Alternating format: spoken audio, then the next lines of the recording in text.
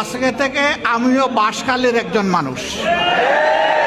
জনগণের সম্পদ চুরি করেছে ওরা, লুণ্ঠন করেছে ওরা, দেশের সম্পদ বিদেশে পাচার করেছে ওরা। এরা দেশের দুশ্মন, জাতির দুশ্মনেরা। আমি গেঞ্জি পরে আপনাদের সামনে আসার মানে হচ্ছে যে আমি এই এলাকার মেহমান না। আজকে থেকে আমিও বাঁশখালীর একজন মানুষ। আপনারা রাজি আছেন? বাঁশখালীর নাগরিকত্ব দিবেন আমারে? আলহামদুলিল্লাহ, আপনাদেরকে ধন্যবাদ।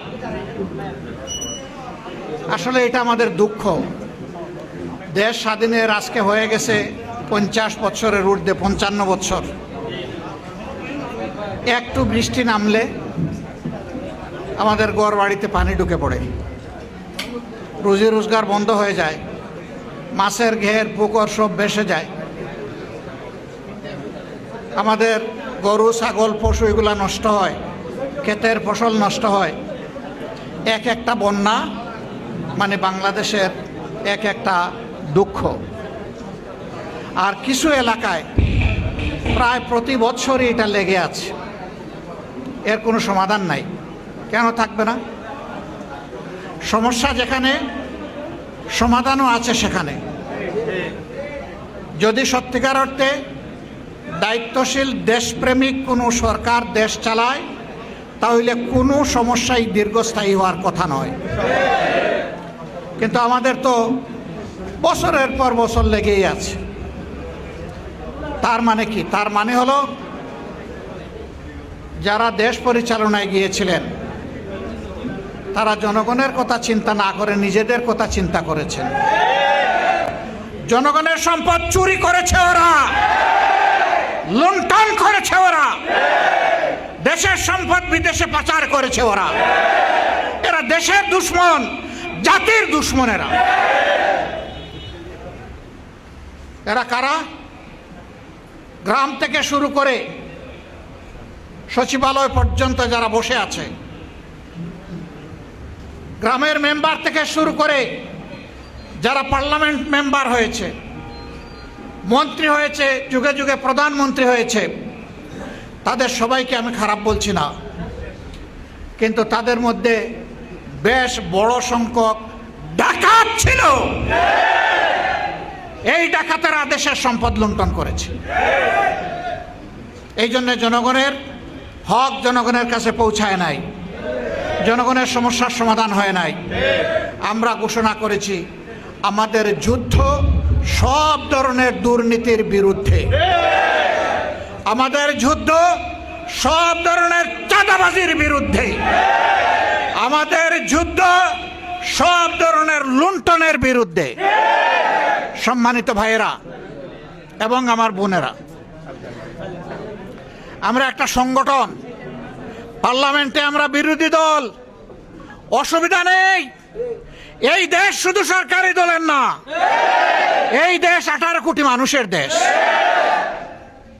বিভিন্ন আসন থেকে 90টি আসন থেকে জনগণ আমাদেরকে সংসদের ভিতরে দিয়েছে।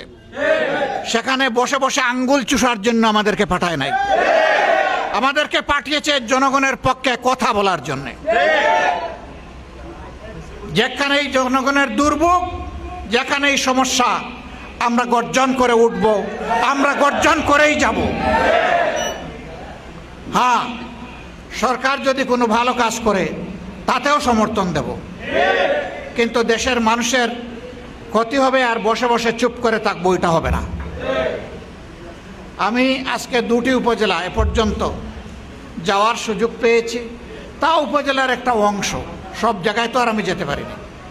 আমি যেটুকু দেখলাম, মানুষ দারুণ কষ্টে আছে এবং তুলনামূলকভাবে বাঁশখালীর লোকেরাই বেশি কষ্টে আছে। এটা আমার বিবেক থেকে আমি বলছি, আমি যা দেখেছি, যা বোঝার সুযোগ পেয়েছি। তবে হ্যাঁ, সাতকানিয়াও বড় ধরনের ক্ষতিগ্রস্ত। পুরা চিটাগাং বিভাগ, সিলেট বিভাগ, রংপুর বিভাগ, ময়মনসিংহ বিভাগ, 8টা বিভাগের মধ্যে অর্ধেক 4টাই সম্প্রতি বন্যায় দারুণ ক্ষতিগ্রস্ত। কিন্তু আমি এখানে প্রথমে আসলাম কেন? আমার তো বাড়ি সিলেট বিভাগে। আমাকে অবশ্য লোকেরা জিজ্ঞেস করে আপনার ঠিকানা কি, আমি বলি সাধারণ পরিবহন সমগ্র বাংলাদেশ। বলে এটা তো ট্রাকের পিছনে লেখা থাকে। বলে আমিও তাই। ট্রাকের নির্দিষ্ট কোনো গন্তব্য থাকে না, যার যেখানে প্রয়োজন ট্রাক সেখানে চলে যায়। আমারও অবস্থা তেমন, যেখানেই জনগণের দুর্দশা দুর্গতি আল্লাহ আমাকে বাঁচায় রাখলে আমি ওখানে চলে যাব ইনশাআল্লাহ।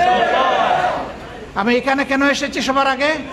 কারণ আমি খোঁজ নিয়ে বুঝতে পেরেছি এই জায়গাটা বর্তমানে সবচেয়ে বেশি ক্ষতিগ্রস্ত। সুতরাং এখানেই আমাকে আগে আসতে হবে।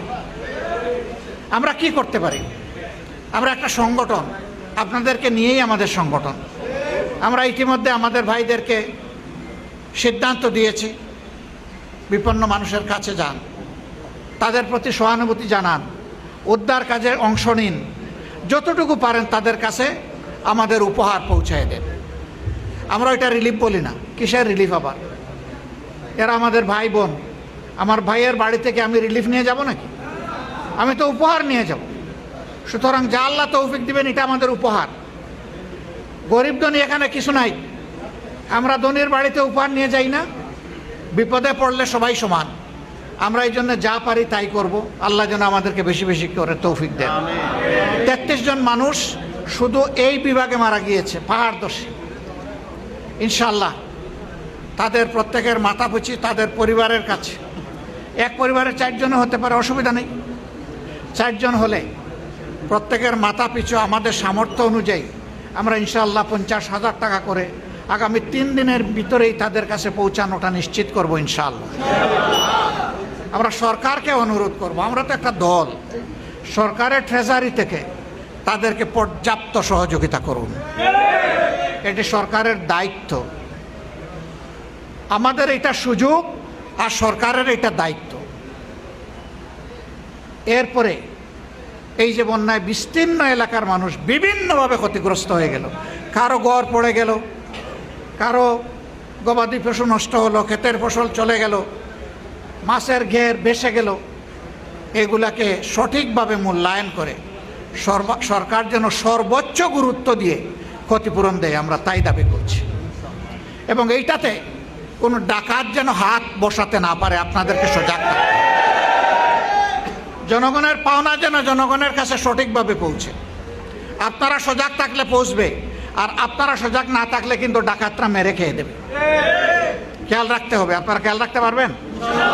আলহামদুলিল্লাহ।